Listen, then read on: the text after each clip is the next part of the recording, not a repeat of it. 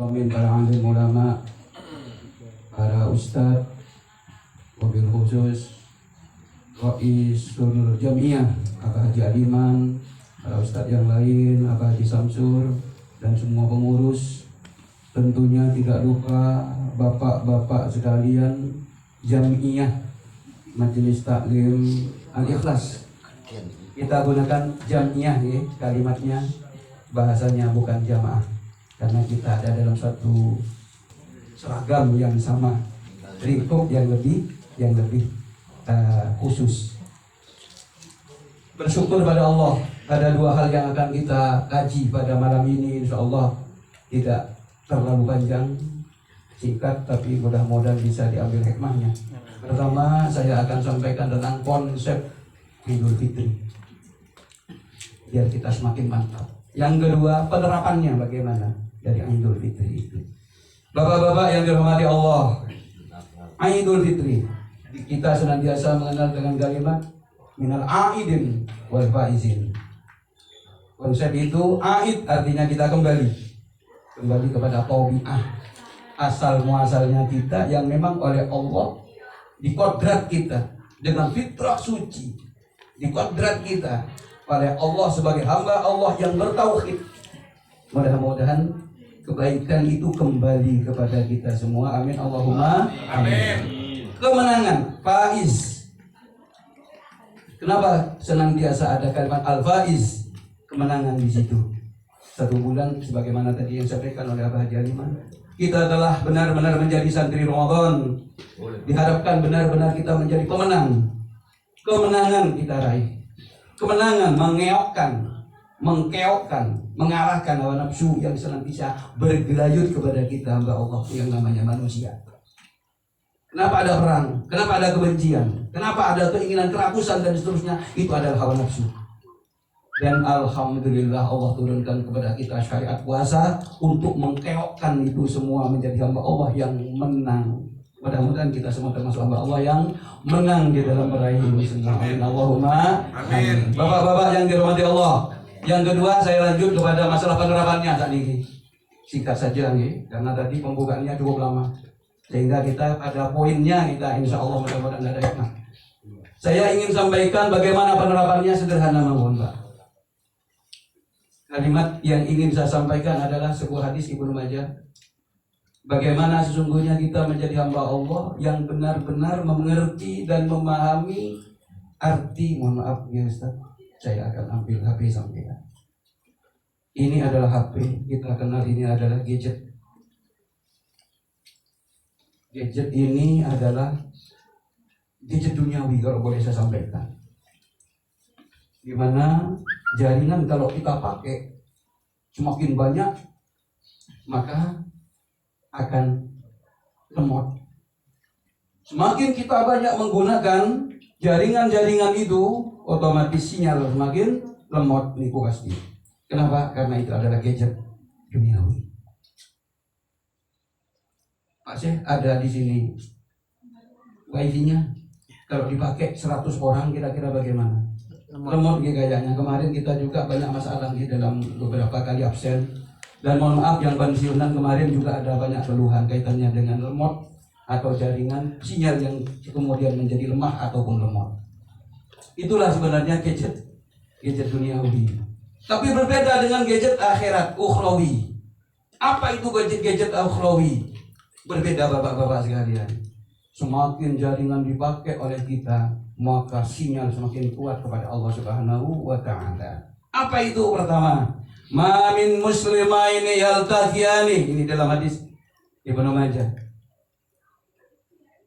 Fayatasawafahani illa ghafarallahu lahuma qabla an yatafarraqah. Benar-benar menjadi suatu pada kita semua di dalam menerapkan Idul Fitri itu untuk barbar, untuk tidak hitung-hitungan kita di dalam beberapa langkah. Akan saya sebutkan minimal 4 sekarang Pak untuk penerapannya ini. Benar-benar dimohon agar barbar, jangan hitung-hitungan kata Allah. Allah tuhasibani wala uhasibatum. Jangan hitung-hitungan denganku. Kalau mau bisnis dengan Allah, tidak usah hitung-hitungan, tidak usah eman-eman. Apapun keluarkan. Pak Syekh, apa saja yang akan dikeluarkan hari ini? Kok keluar Pak Syekh? Insyaallah. Bisnis dengan Allah, tidak usah khawatir. Apalagi yang dahar nikah adalah orang-orang yang beriman. Dijamin, tidak usah khawatir Pak. Kalau urusan agama, barbar saja sudah. Boros, insya Allah tidak akan pernah dimiskinkan oleh Allah. Itu yakin mawar. Pertama yang saya sampaikan pada panjenengan barbar, salaman itu. Itu ajaran kita Pak ternyata. Afsus salam jangan dimaknai sebagai ucapan saja Pak. Tebarkan salam bukan hanya senyum, bukan kita assalamualaikum, assalamualaikum. Tebarkan salam kedamaian. Tebarkan salam, action kita bagaimana? Bersalaman adalah ajaran kita. Tasawuf, saling bersalaman, bertemunya tangan dengan tangan. Ada musyarakah di situ, ada saling tasawuf. Karena itu barbar saja. Ingat kata hadis, ketika ada dua orang Muslim beriman, kemudian tangannya menyentuh, bersalaman dia, maka akan diampuni dosanya oleh Allah sebelum mereka terpisah. Jadi panjenengan dekian dari kantor sebelum sampean menuntut sandal, dijamin dobung tuh sadap piwon.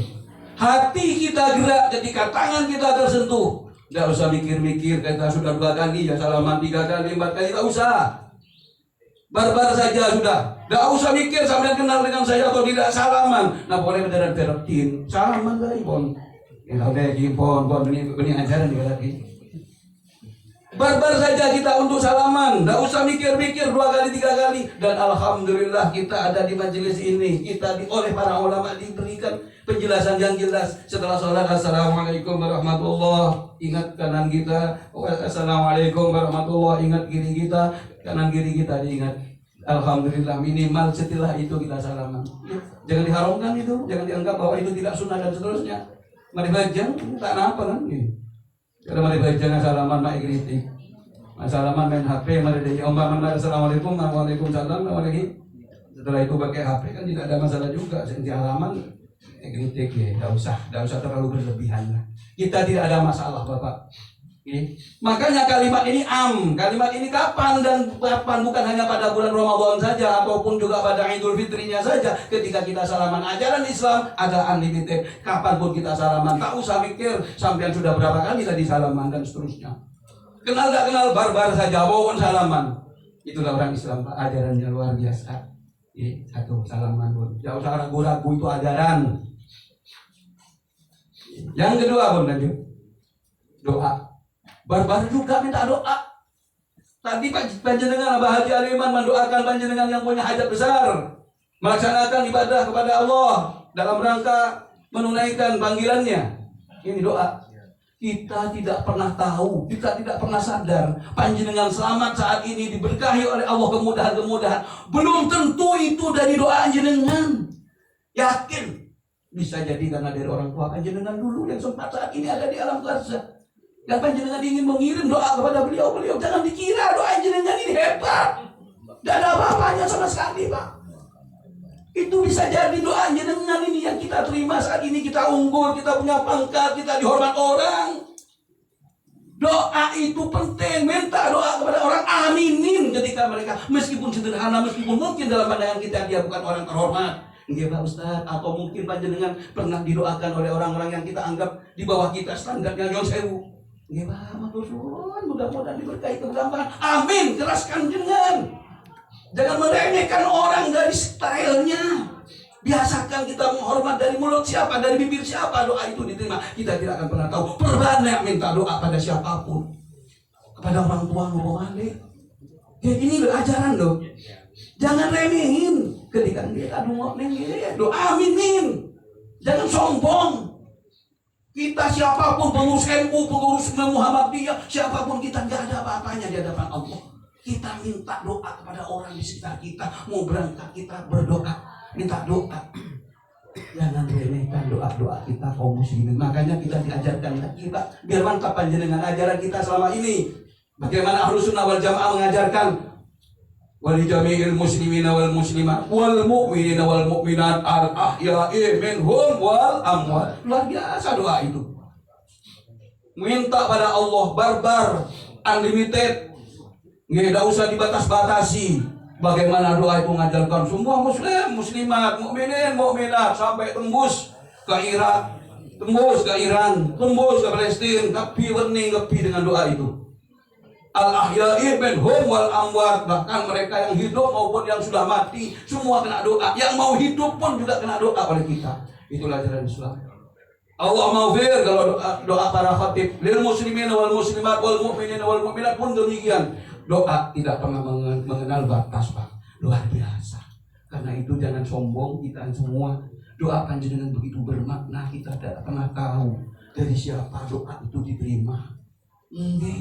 Belum tentu kita yang sudah mungkin menurut kita paling soleh, belum tentu.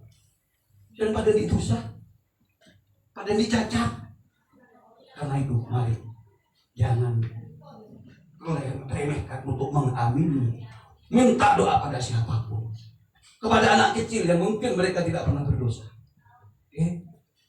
Cuma secara fikih yang saya dulu, kalau memang dalam memimpin doa, ini komando Imam Ibnu Qayyim al-Jauziyah itu memang harus ada beberapa orang di situ. Kalau ngontek mimpin, karena apa? Karena ngontek memimpin doa itu memang harus orang-orang yang memang fasih lisan wa qalbi. Artinya yang memang menjaga keikhlasannya, hatinya, cacatnya secara sosial tidak muncul, itu minta doa kepada mereka, beliau orang soleh. Kenapa mereka lagi al-ihtimam, orang yang memang rasa pedulinya tinggi. Itu kalau menjadi pemimpin yang bisa diimami untuk berdoa, paling tidak punya kepedulian, al-ihtimam. Siapa lagi? As-sakhi, orang yang roman, itu minta doa kepada mereka. Jadi orang-orang yang bakhil itu kadang-kadang Allah itu maha pembuka rahmat. Rahmatnya tidak terhingga. Sahabat rahmati ghadabi, kata Allah dalam hadis qudsi. Bagaimana kita tahu Allah itu rahmatnya yang tak terbatas ketika kita menjadi hambanya sebagai guide, ya, menjadi pemimpin untuk berdoa. Minta doa kepada mereka yang memang punya kapasitas as-sakhiyu. Jadi mau orang-orang cerai kita aminnya kita tak ada lagi tahu. Makanya penting kita ini benar-benar menjadi seorang yang ada, yang benar-benar memimpin dengan kebaikan dan keikhlasan, mudah-mudahan. Bapak-bapak yang dirahmati Allah, ini pentingnya doa. Amin. Kalau ada kita didoakan oleh siapapun, jangan pilih-pilih siapa yang akan mendoakan kita. Kita tidak pernah tahu dari mana doa itu akan dikabulkan. Amin Allahumma amin. 3 sedikit saja takziah. Nih ada tuntunannya semua nih. Barbar saja takziah nih. Nyon sewu, gang 4 mungkin dulu sempat, atau mungkin gang 1 mungkin sempat dulu dari kami tidak sempat debat ke panjenengan untuk datang dan bersama-sama. Ini sudah luar biasa kita semua. Di semua elemen kita, mulai dari majelis taklim, masjid, RT, RW, semuanya alhamdulillah bergerak di lingkungan kita. Himalaya ini. Nyon sewu, takziah ini Pak, jangan dibatasi. Panjenengan dengar orang meninggal, barbar saja, dosa mikir-mikir. Gang 10, ayo dari gang 1 ke depan. Nyon sewu, Ustaz cuma hanya menyampaikan, saling ingatkan. Tapi kalau umpamanya memang kami tidak bisa hadir, jangan disuudonin. Jangan memusuhi para tokoh masyarakat itu dengan suudonan lah. Kita bukan ingin membela diri, cuman kita juga tahu posisi kita kalau mau jujur-jujuran, Pak. Kalau mau jujur-jujuran, memang kita juga namanya juga mungkin menjadi khadimul umpamanya, mohon maaf, kita tidak bisa menjelaskan, nanti dianggap sebuah itu yang riak. Kita benar-benar kalau memang ada kesempatan dan memang tidak ada masalah udur di situ, insya Allah kita juga tahu bahwa takziah, tahlil jangan dibatasi. Ada mendengar itu adalah kifayah bagi kita, jangan dianggap seolah-olah sudah gugur kewajiban. Kalau yang gang 10 yang sudah meninggal otomatis sudah miliknya gang 10, jangan begitu. Para kiainya pun juga tembus batas. Panjenengan yang datang gang 10 bukan miliknya Ustaz Rohim karena kan mungkin gang R3, jangan.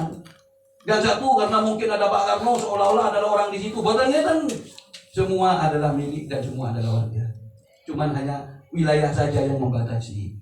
Barbar saja Pak, unlimited. Kalau ada takziah, ayo. Kalau ada tahlilan, monggo kita bersama-sama. Itu barbar. Kenapa? Sebenarnya kita saat itu sedang di titik awal. Ini aku rajin. Sebenarnya tidak apa-apa, kembali ke diri kita, Pak. Orang yang cakang, Pak Nyon Sewu, orang yang senantiasa bergerak dalam kegiatan, orang yang benar-benar bergerak ikhlas untuk agama, sebenarnya dia itu punya energi. Pasti. Orang yang nggak pernah muncul, tidak kenal dengan tetangga, orang yang tidak pernah tahu dengan kondisi sosial, itu sebenarnya sedang menampung siapa dirinya. Mohon maaf kalau orang lain juga sinyalnya lemah. Karena sebenarnya kita sudah menanam. In ahsantum li anfusikum wa in asyatum falaha. Betul kata Quran. Jika itu baik, sebenarnya kebaikan akan kembali padamu. Kamu sudah menanam, kamu akan menuai. Tidak usah iri kepada yang lain. Sudah, itu dirimu. Kalau kita cakang, kalau kita itu punya energi yang kuat, pada akhirnya, pada orang tua apa? Meskipun orang mungkin tak bisa hadir, minimal doa. Siapa yang meninggal? Pak, ini ada sebuah energi yang kuat bagi kami untuk hadir, untuk mendoakan bagi kita semua. Tapi kalau orang itu lemah, tidak pernah punya peran, tidak dikenal oleh masyarakat, mohon maaf ya, kadang memang ada kesulitan juga, karena itu semua kembali pada panjenengan, kepada apa yang kita lakukan ya. Jadi inti kembali energi orang yang cakang. Tidak usah panjenengan minta upah apapun, dan minta usah pujian. Panjenengan itu pasti otomatis ada, diletak di pada semua ingatan manusia yang ada di sekitar Anda. Anda sudah nitip awak panjenengan. Kalau panjenengan cakang, pasti orang lain juga akan cakang, akan memberikan penghormatan pada kita. Itu Pak, mohon maaf takziah maupun tahlil bagi saudara kita yang lebih awal ya, yang pastinya kita akan menyusul. Mari kita memberi penghormatan barbar. Tidak usah mikir karena gang 10 dan 1 gak perlu datang. Dulu kita kompak lah itu. Waktu kita masih agak sedikit, tahun 2008, 2009, saya ingat betul. Gang saya khususnya yang saya tahu masalahnya, kalau ada yang meninggal di sebelah depan, semuanya datang. Jangan itu lintas jalan sampai. Mbak siapa itu dulu yang pernah ada meninggal, Mbak yang biasa jual sayur itu banyak ibu-ibu yang datang ke sana. Ayo gairahkan kembali menyatunya kita semua, karena itu juga bagian dari kepedulian al-ihtimam.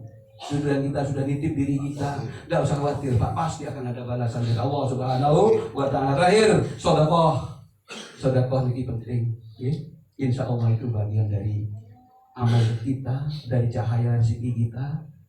Barbar, tidak usah hitung-hitungan dengan Allah. Sekali lagi saya sebutkan dalam hadis qudsi, Allah tuhasibni wa la uhasibatum. Sedekah. Apalagi dalam majelis taklim Pak Syekh, jangan khawatir. Panjenengan tepat kalau menurut baginda Rasul disampaikan, la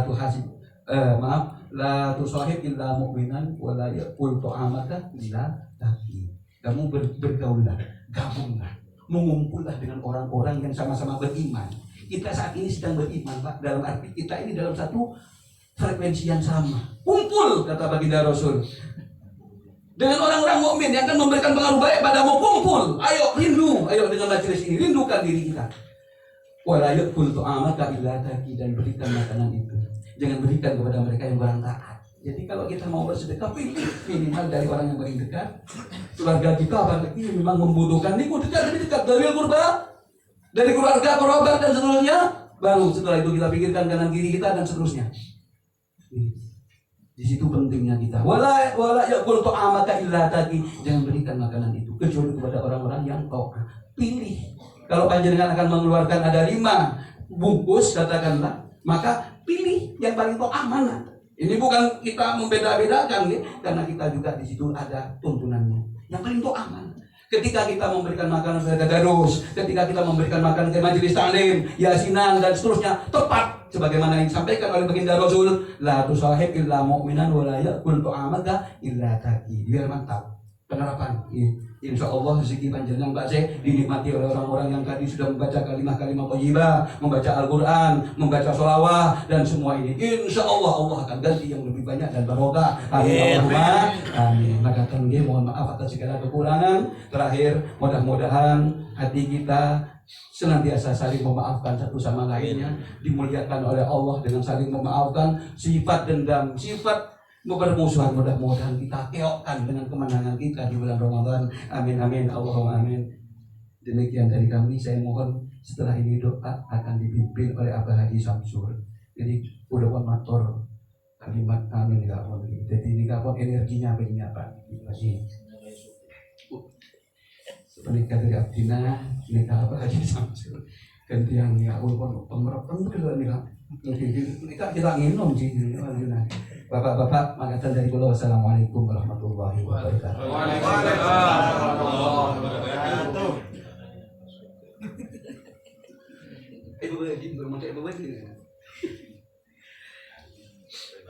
Guru harus Bismillahirrahmanirrahim. Alhamdulillahirabbil alamin. Amin amin ya Allah. Amin. Allahumma inna nas'aluka salamatan fid dunya. Amin.